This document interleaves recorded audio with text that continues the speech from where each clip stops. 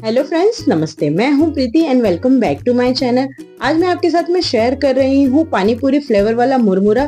और ये मुरमुरा बहुत ही मजेदार और चटाकेदार बन करके तैयार होता है। और ये मुरमुरा आप नॉर्मल डेज या फेस्टिवल में बना करके स्टोर कर सकते हैं। ये काफी दिनों तक एकदम क्रिस्पी बना रहता है। तो चलिए फटाफट से इस रेसिपी को हम शुरू कर लेते हैं बिना टाइम वेस्ट किए। पानी पूरी फ्लेवर वाला मुरमुरा बनाने के लिए यहाँ पे मैंने छोटे पैकेट मुरमुरे का इस्तेमाल किया है। और आपको मार्केट में बहुत तरह का मुरमुरा मिल जाता है, आप किसी भी टाइप के मुरमुरे का इस्तेमाल कर सकते हैं। सबसे पहले हमें कढ़ाई को गरम करना है। कढ़ाई में हमें एक छोटा चम्मच तेल डाल देना है और तेल हल्का गरम हो जाए तब इसमें हमें आधा छोटा चम्मच हल्दी डाल देना है। ध्यान रखिएगा कि हल्दी को हमें बहुत ज्यादा जलाना नहीं है, बस तेल में मिक्स कर लेना है। 1 से 2 सेकेंड के लिए इसे पकाना नहीं है। जैसे ही तेल में हल्दी मिक्स हो जाएगा उसके बाद हमें कढ़ाई में मुरमुरे को डाल देना है और मुरमुरा को हमें कंटिन्यूअसली चलाते हुए अच्छे से क्रिस्प होने तक रोस्ट कर लेना है, फ्राई कर लेना है। तो बस इसी तरीके से लगभग 5 से 7 मिनट तक हमें मुरमुरा को फ्राई करना है। गैस का फ्लेम मीडियम टू लो पर रखना है, बहुत हाई पे नहीं रखना है वरना मुरमुरा जो है वो जल जाएगा।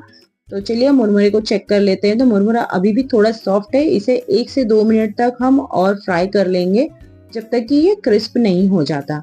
तो आप देख सकते हैं यहाँ पर मुरमुरा जो है अच्छे से क्रिस्पी हो चुका है। अब क्या करेंगे, गैस का फ्लेम बंद कर देंगे और मुरमुरे को एक बड़ी सी परात में ट्रांसफर कर लेंगे, निकाल देंगे। निकालने के बाद में इसे हम अच्छे से फैला देंगे और इसे ठंडा होने के लिए हम साइड में रख देंगे। अब बाकी की तैयारी कर लेते हैं। अब मैंने यहाँ पे छोटी कढ़ाई में तेल डाला है। तेल जब नॉर्मल गर्म हो जाए इसके बाद हम इसमें बाकी की चीजों को फ्राई कर लेंगे। तो यहाँ पे मैंने आधा कप धनिया लिया है। धनिया को हमें मीडियम टू लो फ्लेम पे फ्राई करना है। ध्यान रखिएगा, हाई फ्लेम करेंगे तो धनिया जो है वो जल जाएगा और क्रिस्पी नहीं होगा। इसलिए गैस का फ्लेम हमें मीडियम टू लो पर रखे धनिया फ्राई करना है। ध्यान रखिएगा कि जब भी आप धनिया तेल में डाल रहे हो, धनिया में बिल्कुल भी पानी नहीं होना चाहिए। इसे पहले से ही वॉश करके अच्छे से सुखा ले, उसके बाद ही तेल में डाल के इसे फ्राई करें, वरना ये क्रिस्पी भी नहीं होगा और तेल हमारे ऊपर उड़ने लगेगा। तो इस बात का आप जरूर से ध्यान दीजिएगा। अब यहाँ पर धनिया जो है अच्छे से क्रिस्पी हो चुका है, इसे हम एक बर्तन में निकाल लेंगे। निकालने के बाद में बाकी की चीजें भी हमें इसी तरीके से फ्राई कर लेना है। तो यहाँ पे मैंने आधा कप पुदीना लिया है और पुदीने को भी हमें फ्राई कर लेना है। डायरेक्टली पुदीने को हमें तेल में नहीं डालना है और पुदीना को भी पहले से ही धो के अच्छे से सुखा लेना है, उसके बाद ही हमें तेल में डालना है, वरना तेल जो है वो उड़ने लगेगा। तो इस बात का अब जरूर से ध्यान दीजिएगा।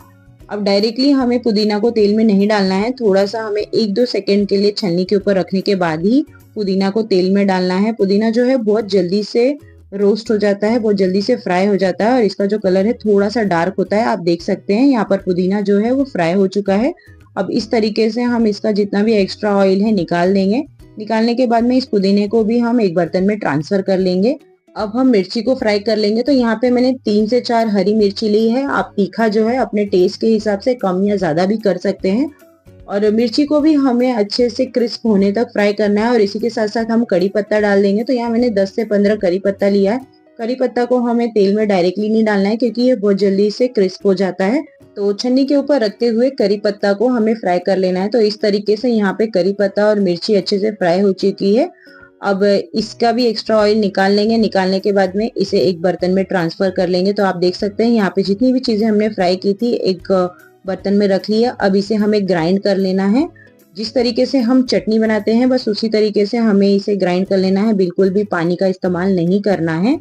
और यहाँ पर हमारी पानीपुरी वाली जो चटनी है वो बन करके तैयार हो गई है। अब इस पानीपुरी वाली चटनी को हम साइड में रख देंगे और पानीपुरी का हम मसाला बना लेते हैं। मसाला बनाने के लिए यहाँ पे मैंने आधा छोटा चम्मच चाट मसाला डाला है और यहाँ पे मैंने 1 चम्मच शक्कर का पाउडर डाला है। आपके घर में जो शक्कर अवेलेबल है इसे अच्छे से ग्राइंड कर ले और 1 चम्मच डाल दे।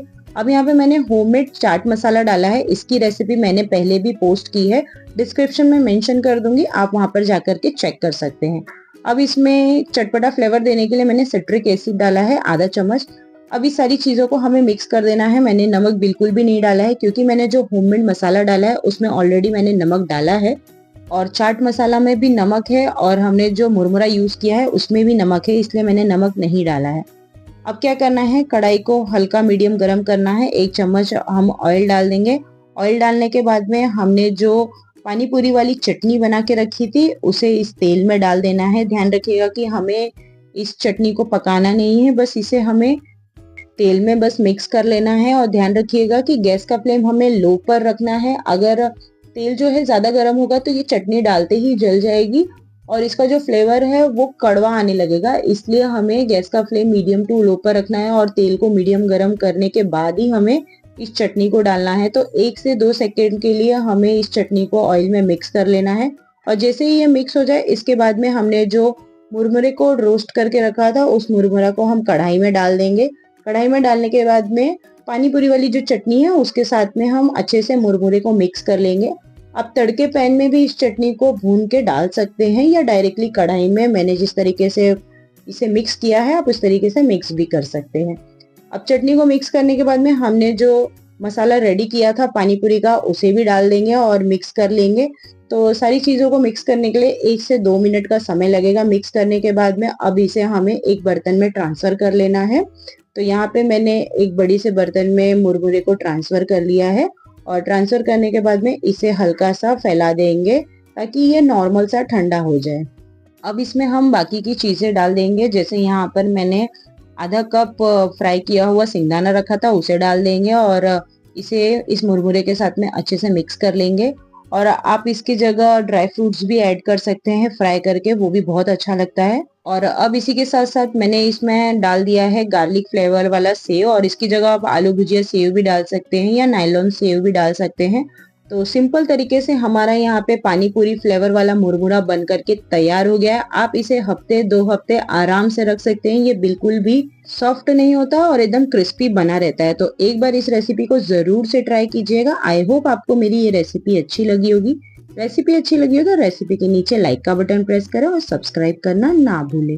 तो चलिए मिलते हैं नई रेसिपी के साथ। Thank you for watching.